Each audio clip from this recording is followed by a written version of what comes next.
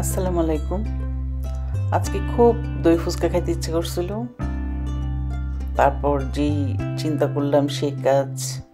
ঘরের মধ্যে ফুচকা ছিল, তা আজকে আমি এটা এয়ার ফ্রায়ারে করছি একদম হেলদিভাবে। এখানে কোনো তেলের কিছুই নাই, আর খেতেও খুব মজা হয়েছে। আশা করছি ভিডিওটা ভালো লাগবে। অনেকগুলা দই দিয়ে বানিয়ে নিয়েছি, আর আমি দইয়ের যে মেকিংটা করছি ওখানে অনেক মজা হয়েছে আমার দইটা। আর খেতে তো একদম সুপার ডুপার, অনেক টেস্ট আছে। আশা করছি ভিডিওটা ভালো লাগবে। এই যে এখানে আমি প্রথমে অনিয়ন কেটে নিয়েছি, তারপর এই যে এটা দইটা আমি রেডি করে ফেলছি। এটা আমি দেখাই নাই, আমার অবশ্য ফুচকার ভিডিও আছে অলরেডি, সেই জন্য দেখানো প্রয়োজন মনে করি নাই। আর একটা হলো টক, মানে তেঁতুলের একটা কাজ করছি। আর এই যে আমি এয়ার ফ্রায়ারে ফুচকাগুলো বানিয়ে নিচ্ছি।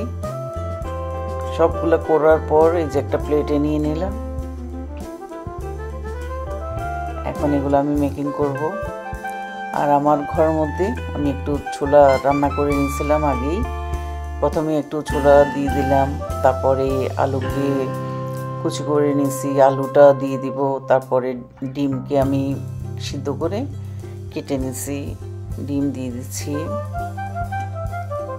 আর একটা ট্রেতে আমি সবগুলো সাজিয়ে নিচ্ছি, কারণ এটা খেতে বসলে এক বসায় সব খাওয়া হয়ে যায়, সেই জন্য আমি একসাথে আগে সব করে নিচ্ছি।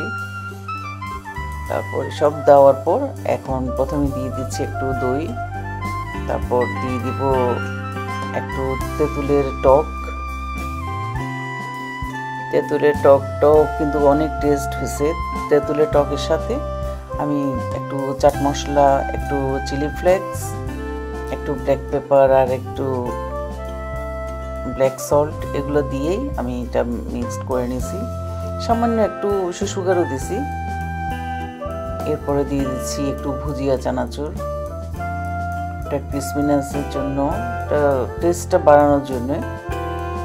তারপর এরপরে দিয়ে দিব আবার দই, যেহেতু এটা দই ফুচকা। আর খেতে তো খুবই মজা, এক বসায় এরকম এক প্লেট খাওয়া যায়, এত টেস্ট। আমি যখন বলতেছি তখনই আমার আবার লালা পড়ে যাচ্ছে, এত মজা।